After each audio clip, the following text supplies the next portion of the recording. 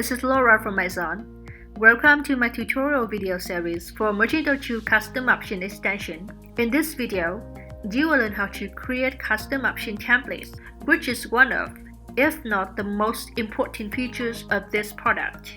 This will let you save tons of time by assigning a pre-arranged sample to any chosen products or groups of products. Now, no more further ado, let's get started. To tweak the functionality, go to Catalog, Custom Option, Manage Templates. You will be redirected to a template grid, which is in fact empty during the initial setup. The grid allows you to conveniently organize the attributes just by dragging and dropping, sort them alphabetically, as well as choose which column to display.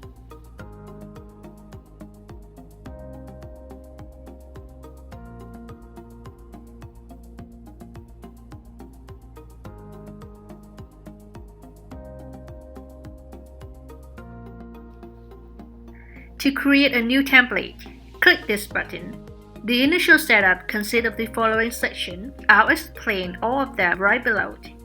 First of all, enter the template title. For every configuration, I'll immediately showcase the result from the front end so that you guys can better understand the function. Enter the description for the template. It will be displayed in the template grid like this.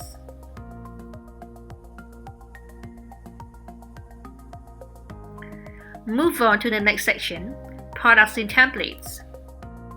This grid is where to show all products that are applied to the template.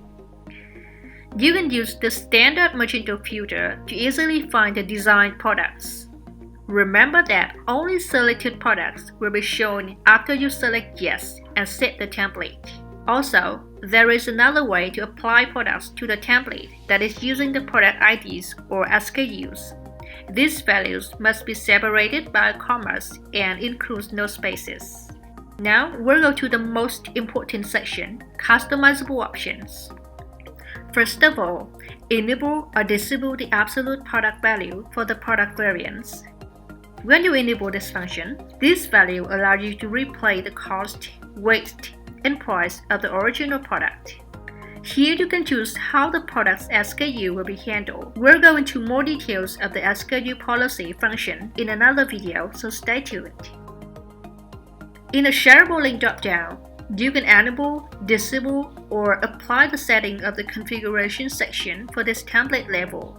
The Shareable link features allow you to share the link of the product with the selected option. Receivers, when opening the link, will see the final product configuration. Now, click Add option to create a new customizable option. After you enter the title, the name of the tab gets set up automatically. Then, enter an identifier for your option. Next, specify the option type. Basically, you can choose one from the following groups: text, file, select, and date. Text is useful if you want to personalize the products as a text line or a quote. There are two options available within this group. Choose field to enable one string text and area for multiple strings. Also, you can limit the number of characters in any of them. Using file types, you can allow users to upload files. This option type requires you to specify the compatible file extensions and maximum image size. Otherwise, the default error message will be shown. The next one is Select option type.